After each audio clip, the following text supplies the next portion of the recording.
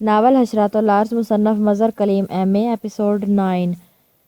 اگر اس کا کسی طرح پتہ لگ جاتا تو یقیناً اس کی وجہ سے اس سارے گروپ کا خاتمہ کیا جا سکتا تھا۔ عمران کے اس نقطہ نظر سے بلیک زیرو کو مکمل اتفاق تھا کہ ایس بی کی فوری گرفتاری ہر صورت میں لازمی تھی، کیونکہ یہ تربیت یافتہ سرکاری ایجنٹ سپر ایکٹیو لیبارٹری کی تباہی کی ایک پلاننگ فیل ہو جانے کے بعد واپس جانے کی بجائے لازماً کوئی دوسری پلاننگ سوچیں گے، اور جس طرح سائنٹیفک انداز میں انہوں نے حقیر حشرات الارض کی مدد سے اس قدر محفوظ لیبارٹری کو تباہ کرنے کی منصوبہ بندی کی تھی، اس کے پیش نظر ایسے لوگوں سے اس قسم کا کوئی اور خوفناک حربہ استعمال ہونے کی مکمل امید تھی، اس لیے بھی ان کی فوری تلاش ضروری تھی۔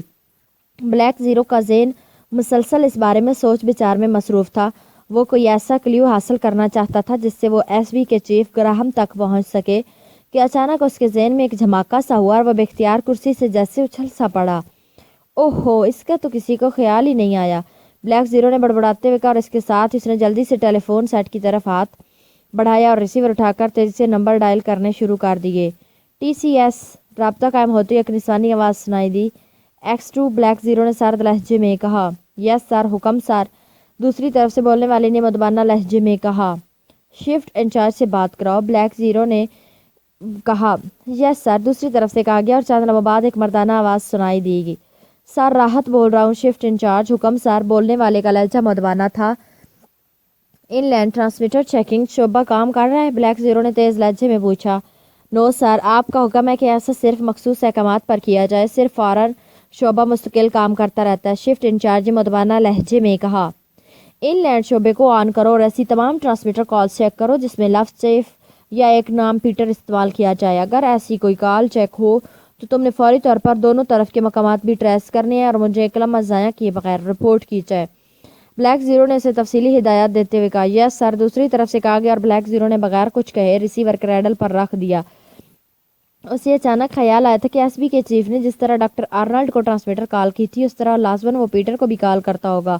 ڈاکٹر آرنلڈ کا ٹرانسمیٹر فکسڈ فریکوینسی کا تھا، اس لیے اس میں دوسری طرف کی فریکوینسی چیک نہ ہو سکتی تھی، اس لیے وہاں عمران اس سے کوئی فائدہ نہ اٹھا سکا تھا، لیکن اب اسے یقین تھا کہ وہ ضرور اس کے ذریعے کوئی نہ کوئی کلیو حاصل کرنے میں کامیاب ہو جائے گا۔ ٹی سی ایس یعنی ٹرانسمیٹر چیکنگ سینٹر پاکیزہ کا ایک عام ترین سینٹر تھا۔ یہ آئیڈیا عمران کا تھا اور اس کے کہنے پر ہی یہ سینٹر قائم کیا گیا تھا۔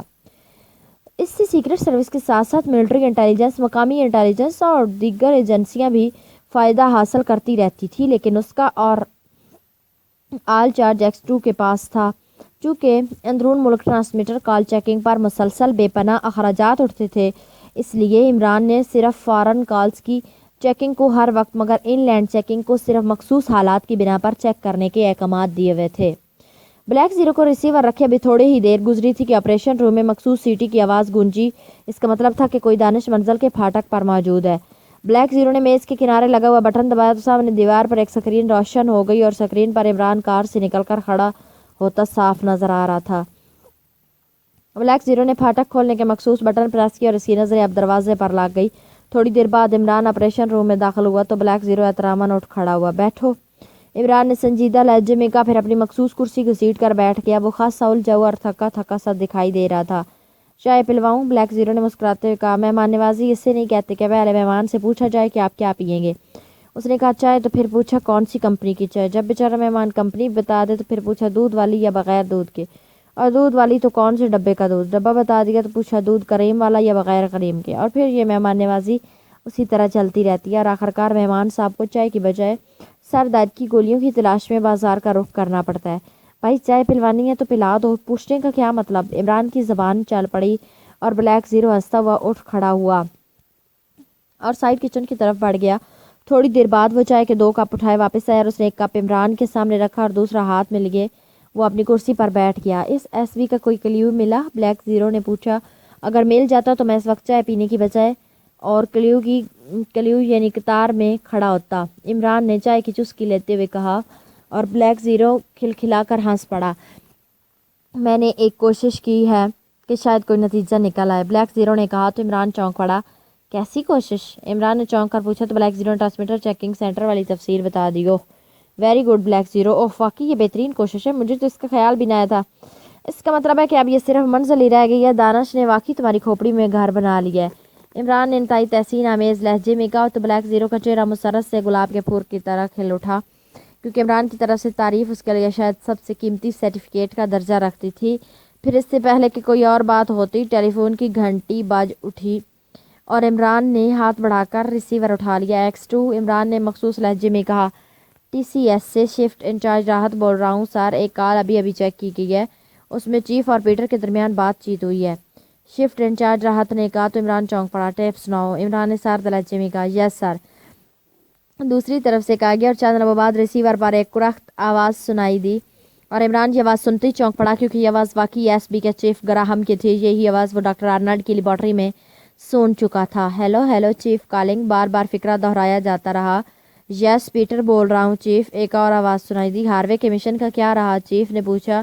ہاروے نے دونوں آلات تیار کر لیے ہیں چیف، ان کی کارکردگی بھی چیک کر لی گئی اور اب ہم مشن کے لیے تیار ہیں۔ پیٹر کی مسرت بھری آواز سنائی دی۔ کون کون جائے گا سام مشن پر، چیف نے پوچھا۔ باس، میں اپنے ساتھ جیکب کو لے جا رہا ہوں۔ جیکب ایسے معاملات میں بے حد ہوشیار ہے۔ پہلے تو میرا خیال تھا کہ ہاروے کو ساتھ لے جاؤں، لیکن ہاروے اعصابی طور پر کمزور آدمی ہے، اس لیے میں نے اس کا خیال ترک کر دیا، پیٹر نے جواب دیا۔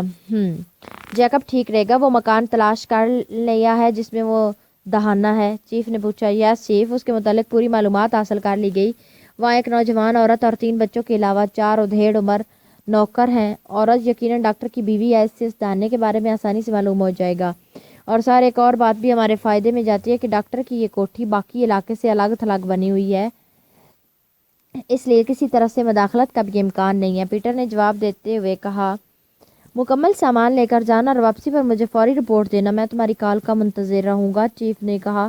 بالکل جناب، یقیناً آپ کو خوشخبری ہی ملے گی، پیٹر نے جواب دیا۔ Wish you good luck over and all, chief نے کہا اور اس کے ساتھ ہی آواز ختم ہو گئی۔ ہیلو سر، چند لمحوں بعد ہی شفٹ انچارج راحت کی آواز ریسیور پر سنائی دی۔ تم نے درست کال چیک کی ہے، مقامات کا تعین کیا گیا، عمران نے مخصوص لہجے میں پوچھا۔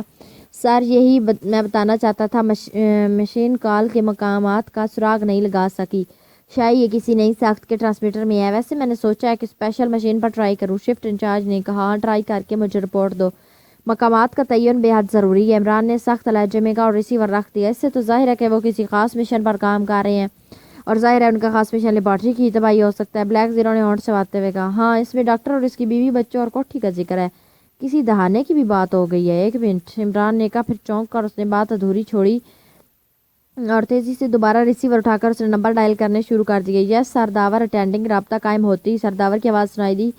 سرداور، میں عمران بول رہا ہوں، کیا آپ بتا سکتے ہیں کہ سپر ایکٹیو لیبارٹری کے کسی ڈاکٹر کا گھر کسی ایسی جگہ موجود ہو جو باقی آبادی سے الگ تھلگ ہو اور اس کی ایک نوجوان بیوی اور 3 بچے اور وہاں کسی قسم کا کوئی دہانہ بھی ہو؟ دہانے والی بات کی میں وضاحت نہیں کر سکتا، اس لیے اس بارے میں مت پوچھیں، عمران نے کہا۔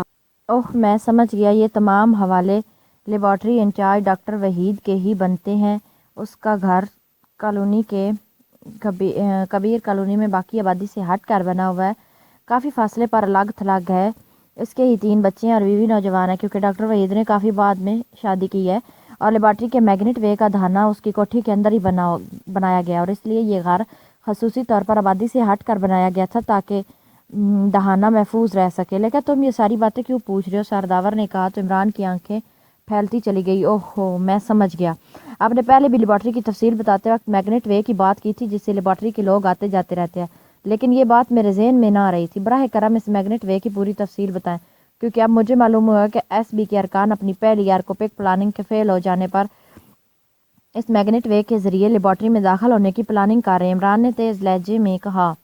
میں اب اسے پہلے کی طرح ناممکن تو نہیں کہوں گا، کیونکہ پہلے بھی کارسانک کی تہ میں سوراخ کیے جانے کو میں نے ناممکن کہا تھا، لیکن ان حشرات الارض نے ناممکن کو ممکن بنا دیا تھا۔ بہرحال میں اس کی تفصیل بتا دیتا ہوں، یہ سپر میگنیٹ وے ہے جس میں سے سوائے مخصوص شٹل کے اور کوئی چیز کسی صورت میں بھی نہیں گزر سکتی، اسے کھولا اور بند بھی لیبارٹری کے اندر ہی سے کیا جا سکتا ہے اور ٹنل بھی دیگر ڈاکٹر وحید کے کنٹرول میں ہے، اس لیے اس وے کے ذریعے کسی غیر متعلق آدمی کا 1 انچ بھی آگے بڑھنا ناممکن ہی کہا جا سکتا ہے، سرداور نے کہا۔ ان لوگوں نے ضرور کوئی مخصوص آلات تیار کر لیے ہیں، آپ نے ڈاکٹر وحید کا گھر دیکھا ہوا ہے؟ عمران نے تیز لہجے میں پوچھا۔ ہاں، کئی بار دیکھا ہے، سرداور نے جواب دیا۔ تو اس کی مکمل تفصیل اور راستہ بتا دیں پلیز، اور فوراً، یہ ضروری ہے، عمران نے تیز لہجے میں کہا اور جواب میں سردار نے پوری تفصیل بتا دی۔ آپ ایسا کریں، RT رابطے سے ڈاکٹر وحید کو کال کر کے انہیں بتا دیں کہ دشمن میگنیٹ وے کے ذریعے لیبارٹری کے اندر پہنچنے کی کوشش کر لے ہیں، اس لیے وہ فوری طور پر لیبارٹری کے اندر اس وے کے دہانے پر حفاظت کے خصوصی انتظامات کر لیں۔ پلیز فوراً انہیں کہہ دیں، یہ انتہائی ضروری ہے۔ خدا حافظ، عمران نے تیز لہجے میں کہا اور اس کے ساتھ ہی ایک جھٹکے سے اس نے ریسیور کریڈل پر پٹکا۔ پھر اٹھ کر وہ بلیک زیرو سے کوئی بات کیے بغیر دوڑتا ہوا اس دروازے کی طرف بڑھ گیا جس میں اسلحہ موجود رہتا تھا۔ پھر چند لمحوں بعد وہ نمودار ہوا اور بیرونی دروازے کی طرف بڑھ گیا۔ بلیک زیرو ظاہر ہے اتنا تو سمجھتا تھا کہ عمران مخصوص اسلحہ لے کر کہاں جا رہا ہے، اس لیے اس نے فوری طور پر پھاٹک کھولنے کے بٹن پریس کرنے شروع کر دیے۔ کار انتہائی تیز رفتاری سے دوڑتی ہوئی ایک نو تعمیر شدہ کالونی کے درمیانی سڑک پر آگے بڑھی جا رہی تھی۔ ڈرائیونگ سیٹ پر پیٹر موجود تھا، سائیڈ سیٹ پر ایک اور لمبے قد اور بھاری جسم والا نوجوان بیٹھا ہوا تھا۔ ان دونوں کے جسموں پر چست لباس تھا، دونوں نے مقامی میک اپ کر رکھا تھا اور اس میک اپ میں وہ چھٹے ہوئے گھنڈے نظر آ رہے تھے۔ سائیڈ سیٹ والے کی ٹانگوں میں کینوس کا بنا ہوا ایک بڑا سا بیگ رکھا ہوا تھا۔ تم نے تمام ہدایات اچھی طرح سمجھ لی ہیں جیکب، پیٹر نے تیز لہجے میں سائیڈ سیٹ پر بیٹھے ہوئے آدمی سے مخاطب ہو کر کہا۔ یس باس، اس آدمی نے جس کا نام جیکب تھا مضبوط لہجے میں جواب دیتے ہوئے کہا۔ تم نے مجھ سے صرف ایک قدم پیچھے رہنا ہے اور اپنی سائیڈ کو سنبھالنا ہے، خیال رکھنا آگے نہ بڑھ جانا، پیٹر نے کہا اور اس کے ساتھ اس نے آبادی سے الگ تھلگ بنے ہوئے سرخ رنگ کی ایک خوبصورت پھاٹک کے سامنے کار روک دی۔ اسی لمحے کوٹھی کی سائیڈ میں موجود ایک چوڑے تنے والے درخت کے پیچھے سے ایک مقامی نوجوان نکلا اور تیزی سے کار کی طرف بڑھا۔ باس، میں نے اندر ہر آدمی کو بے ہوش کر دیا ہے، آنے والے نے پیٹر سے مخاطب ہو کر کہا۔ ٹھیک ہے آرتھر، تم باہر کا خیال رکھنا، ویسے تو کسی کے آنے کی امید نہیں ہے، پھر بھی، پیٹر نے کہا اور آرتھر سر ہلاتا ہوا پھاٹک کے ستون کے ساتھ لگ کر کھڑا ہو گیا۔ اس دوران جیکب دروازہ کھول کر نیچے اترا اور دوسرے لمحے وہ کسی بندر کی طرح اچک کر بند پھاٹک پر چڑھا اور تیزی سے دوسری طرف کود گیا۔ اس کے ساتھ ہی پھاٹک کا بڑا کنڈا کھلنے کی آواز سنائی دی اور اس کے ساتھ ہی پھاٹک کھل گیا۔ پیٹر تیزی سے کار اندر لے گیا۔ جیکب نے آرتھر کو پھاٹک بند کرنے کا اشارہ کیا اور خود وہ تیز تیز قدم اٹھاتا پورچ کی طرف بڑھ گیا۔ کوٹھی پر خاموشی چھائی ہوئی تھی، اس کا مطلب ہے کہ آرتھر نے درست کام کیا ہے، پیٹر نے کار روک کر نیچے اترتے ہوئے کہا اور جیکب نے جو اس دوران دوڑ کر کار کے قریب پہنچ چکا تھا اس بات میں سر ہلایا اور پھر کار کا دروازہ کھول کر اس نے وہ سیاہ بیگ باہر کھینچ لیا۔ برآمدے میں دو ملازم ٹیڑھے میڑھے انداز میں پڑے ہوئے تھے، ان کے چہرے بتا رہے تھے کہ وہ بے ہوش ہے۔ پیٹر اور جیکب تیز تیز قدم اٹھاتے اندرونی کمروں کی طرف بڑھے اور پھر ایک کمرے میں انہیں ایک صوفے پر ایک نوجوان خوبصورت عورت بیٹھی ہوئی نظر آئی، اس کی گردن بھی ڈھلکی ہوئی تھی جبکہ نیچے قالین پر مختلف عمروں کے 3 بچے ایک ہی جگہ ڈھیر پڑے ہوئے تھے۔ پیٹر نے وقت بچانے کے لیے اپنے ایک آدمی کو پہلے ہی اس کوٹھی میں بھیج کر بے ہوش کر دینے والی گیس کا فائر کروا دیا تھا تاکہ وہاں مزاحمت میں وقت ضائع نہ ہو۔ یہی وجہ تھی کہ اس وقت کوٹھی میں موجود ہر شخص بے ہوش تھا۔ پیٹر نے جلدی سے کوٹ کی جیب سے ایک سرنج نکالی اور اس کی سوئی پر لگی ہوئی کیپ ہٹا کر اس نے آگے بڑھ کر سوئی اس نوجوان عورت کے بازو میں بے دردی سے گھونپ دی۔ پھر تھوڑا سا محلول اس کے بازو میں انجیکٹ کرنے کے بعد اس نے سوئی واپس کھینچی۔ پھر فرش پر پڑے ہوئے ایک چھوٹے بچے کے بازو میں بھی اس نے محلول کی معمولی سی مقدار انجیکٹ کر کے سرنج ایک طرف اچھال دی۔ خنجر نکال لیا، سرنج پھینک کر پیٹر نے جیکب کی طرف مڑتے ہوئے کہا۔ یس باس، جیکب نے اپنا دایاں ہاتھ اوپر کیا اٹھاتے ہوئے کہا جس میں ایک تیز دھار خنجر چمک رہا تھا۔ اسی لمحے عورت کے جسم میں حرکت کا احساس ہوا اور چند لمحوں بعد اس نے آنکھیں کھول دی۔ اسی لمحے چھوٹا سا معصوم بچہ بھی ہلکی سی چیخ مار کر ہوش میں آ گیا اور جیکب نے جھپٹ کر معصوم بچے کی گردن پکڑ لی اور اسے فضا میں اٹھا کر اس نے خنجر اس کے سینے سے لگا دیا۔ بچے نے بے تحاشا چیخیں مارنی شروع کر دی تو عورت بکھلا کر اٹھی، لیکن اسی لمحے پیٹر کا ہاتھ حرکت میں اور عورت زوردار تھپڑ کھا کر دوبارہ صوفے پر جا گری۔ خبردار، اگر تم نے کوئی حرکت کی تو تمہارے بچے کو ذبح کر دیا جائے گا، پیٹر نے انتہائی خوفناک انداز میں گھراتے ہوئے کہا۔ کون ہو تم؟ میرے بچے کو چھوڑو، اس معصوم کو کچھ نہ کہو، اس عورت نے بری طرح بکھلائے اور خوفزدہ لہجے میں کہا۔ بچہ جیکب کے ہاتھ پہ بری طرح تڑپ بھی رہا تھا اور چیخ بھی رہا تھا۔ سنو، میں صرف 3 تک گنوں گا، اس کے بعد تمہارے بچے کو ذبح کر دیا جائے گا، اس لیے تم میرے 3 تک گننے سے پہلے لیبارٹری سے آنے والے میگنیٹ وے کے دہانے کے متعلق بتا دو، ورنہ ہم تمہاری آنکھوں کے سامنے تمہارے باقی 2 بچوں کو بھی ذبح کر دیں گے، پیٹر نے انتہائی کرخت لہجے میں کہا اور اس کے ساتھ ہی اس نے گنتی بھی شروع کر دی۔ مت مارو، مت مارو، میں بتاتی ہوں، مت مارو بچوں کو، عورت نے ہذیانی انداز میں چیختے ہوئے کہا۔ میں 2 تک گن چکا ہوں اور چل کر اس دہانے کو سامنے لے آؤ، ورنہ میں گنتی بند کر دوں گا اور تمہارا بچہ ذبح ہو جائے گا۔ پیٹر نے عورت کو بازو سے پکڑ کر ایک جھٹکے سے اٹھاتے ہوئے کہا۔ ہاں، اسے چھوڑ دو، میں دکھاتی ہوں، آؤ، اور اس عورت نے خوفزدہ انداز میں کہا اور پھر وہ انہیں ساتھ لیے دوڑتی ہوئی عمارت سے نکل کر پچھلی طرف بنے ہوئے ایک علیحدہ کمرے میں لے آئی۔ عام انداز سے دیکھنے میں یہ کسی مالی کا سٹور روم لگتا تھا کیونکہ کمرے میں اس قسم کا سامان موجود تھا۔ عورت نے ایک جگہ دیوار میں زور سے پیر مارا تو فرش کا ایک حصہ تیزی سے ایک طرف ہٹ گیا۔ اب وہاں ایک چوکور نما گہرا تالاب سا نظر آ رہا تھا جس کی ایک سائڈ پر بھورے رنگ کی کسی دھات کی ایک بڑی سی پلیٹ نظر آ رہی تھی۔ جیکب جاؤ اور اس عورت اور بچے کو واپس کوٹھی میں چھوڑ آؤ، پیٹر نے کہا اور جیکب بچے کو اسی طرح اٹھائے اس عورت کو ساتھ لیے کمرے سے باہر نکل گیا۔ البتہ دوسرے ہاتھ میں موجود کینوس کا بیگ وہ وہیں چھوڑ گیا تھا۔ پیٹر نے بیگ کھولا، پھر اس کے اندر سے ایک بڑا سا پیکٹ نکال کر اس نے اسے کھولا تو اس کے اندر ایک سنہرے رنگ کی پلیٹ موجود تھی جس کے اوپر مختلف رنگوں کے چھوٹے چھوٹے 2 بٹن نظر آ رہے تھے۔ اس نے آگے بڑھ کر یہ پلیٹ اس بھورے رنگ کی دھات والی پلیٹ کی سائڈ پر چپکا دیا کہ اس کے بعد دوسرے یکے بعد دیگرے دونوں بٹن دبا دیے۔ اس سنہری پلیٹ پر نیلے رنگ کی شعاع کا جھماکا سا ہوا اور دوسرے لمحے جس طرح بجلی کڑکتی اس طرح تالاب کے کنارے پر موجود بھورے رنگ کی دھات کی پلیٹ اڑ کر تالاب کے اندر آ گری۔ اب ایک وسیع ٹنل دور تک جاتی صاف دکھائی دے رہی تھی جس کے اندر دیواروں پر ہلکی ہلکی روشنی کی لکیریں سی دوڑتی پھرتی نظر آ رہی تھی۔ اسی لمحے جیکب بھی واپس آ گیا۔ کیا ہوا؟ پیٹر نے مڑ کر پوچھا۔ دونوں کو طویل عرصے کے لیے بے ہوش کر دیا گیا ہے، ویسے اگر انہیں قتل کر دیا جاتا تو زیادہ بہتر تھا، جیکب نے کہا۔ نہیں، بے جا قتل و غارت کی ضرورت نہیں، پیٹر نے کہا اور پھر وہ اچھل کر نیچے تالاب میں اتر گیا۔ جیکب بھی اس کے ساتھ ہی نیچے اترا۔ پھر ان دونوں نے اپنی اپنی جیبوں سے مخصوص قسم کے کارک نکال کر اپنے دونوں کانوں میں دبایا اور پھر تھیلے میں سے شفاف شیشے کے بنے ہوئے کان ٹوپ نکال کر انہیں اپنے سر اور منہ پر چڑھا لیے۔ جیکب نے وہ تھیلا اٹھا کر اپنی پشت پر لاد لیا اور جیب سے ایک ٹارچ سی نکال لی جس کے سامنے کے رخ شیشے کی بجائے ایک نیلے رنگ کی دھات کی نلکی جیسا سرا باہر نکلا ہوا تھا۔ پیٹر نے جیکب کو اشارہ کیا اور جیکب نے ٹارچ کو آگے کر کے اس کا رخ ٹنل کی دائیں سائڈ پر کر کے اس نے اس کا بٹن دبا دیا۔ دوسرے لمحے ٹنل کی دیوار پر چمکتی ہوئی روشنی بجھ گئی۔ یہی عمل جیکب نے بائیں سائڈ پر کیا اور پھر وہ دونوں یکے بعد دیگرے ٹنل میں داخل ہو گئے۔ اب وہ دونوں مسلسل آگے بڑھے جا رہے تھے اور ان کے آگے بڑھنے کے ساتھ ہی ان سے آگے 10 فٹ تک ٹنل کی سائڈوں پر موجود روشنی بجھتی جا رہی تھی۔ ٹنل خاصی طویل ثابت ہوئی لیکن ان کی رفتار چونکہ خاصی تیز تھی اس لیے وہ جلد ہی ٹنل کے دوسرے کنارے تک پہنچ گئے جہاں بھی اس طرح کی ایک بھورے رنگ کی دھات کی پلیٹ نصب تھی۔ جیکب نے ایک ہاتھ میں وہ ٹارچ پکڑے رکھی جبکہ دوسرا ہاتھ اس نے پشت پر لدے ہوئے تھیلے میں ڈال کر ویسے ہی سنہرے رنگ کی پلیٹ نکالی۔ پھر آگے بڑھ کر اس نے اسے اس بھورے رنگ کی پلیٹ کی سائڈ میں لگا کر اس پر موجود دونوں بٹن پریس کر دیے۔ چند لمحوں بعد سنہری پلیٹ پر نیلے رنگ کی شعاع کا جھماکا سا ہوا، پھر جیسے بجلی کڑکتی اس طرح بھورے رنگ کی پلیٹ اڑ کر ان کے قدموں میں آ گری۔ اب دوسری طرف ایک چوڑا سا کمرہ تھا جس کے اندر ایک مخصوص انداز کی شٹل کھڑی ہوئی صاف نظر آئی تھی۔ وہ دونوں تیزی سے قدم بڑھاتے اس کمرے میں پہنچ گئے جہاں پہنچتے ہی انہوں نے بجلی کسی تیزی سے اپنے سر اور چہروں پر چڑھے ہوئے کان ٹوپ اتار کر ایک طرف پھینکے اور پھر کانوں کے اندر غصے ہوئے کارک سے باہر نکال لیے اور ان کارکوں کو باہر نکالتی وہ دونوں بری طرح اچھل پڑے کیونکہ کارک ہٹتی ان کے کانوں سے کسی کے دوڑنے کی آواز سنائی دی۔ آنے والا اسی ٹنل میں سے ان کی طرف ہی آ رہا تھا اور وہ دونوں بجلی کسی تیزی سے دھات والے سوراخ کی سائڈوں میں ہو گئے۔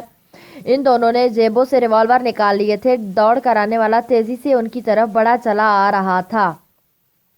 ان دونوں کے اعصاب یک لخت تن سے گئے، وہ سائڈوں میں چھپے ہوئے آنے والے کے قدموں کی آواز سے اس کے قریب آنے کا اندازہ لگا رہے تھے۔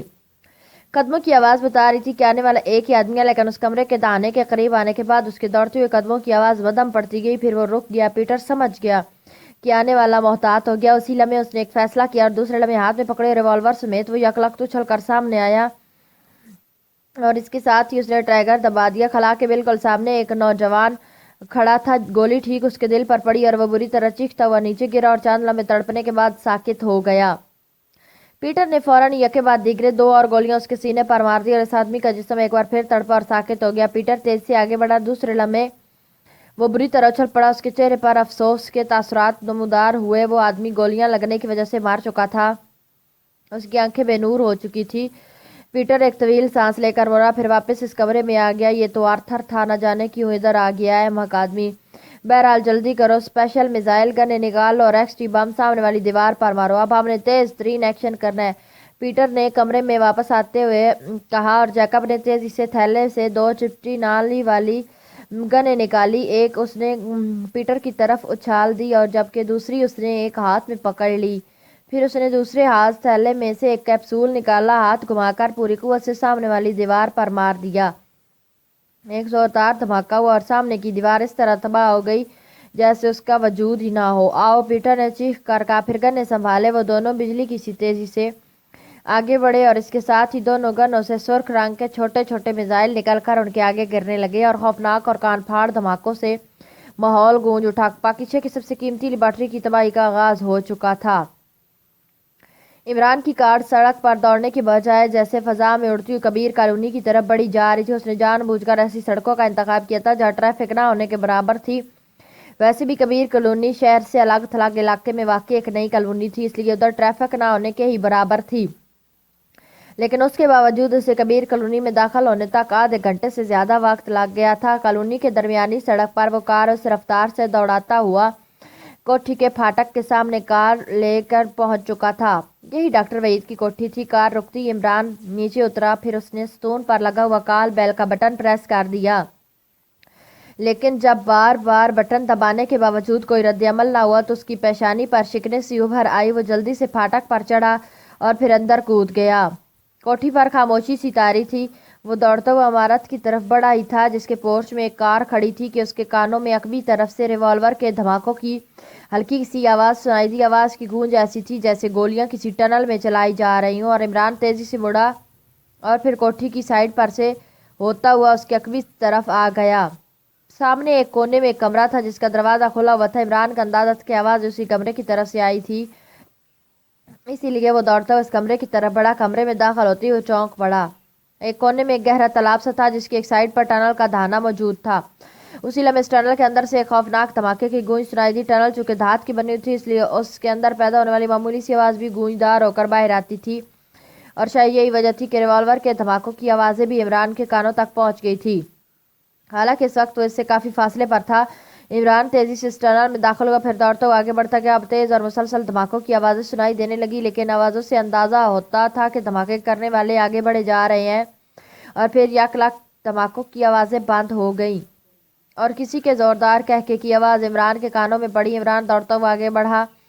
دھات کی بنی ہوئی ٹنل کی وجہ سے اس کے قدموں کی آواز ٹنل میں گونج رہی تھی، لیکن اب اسے اس کی پرواہ نہ تھی۔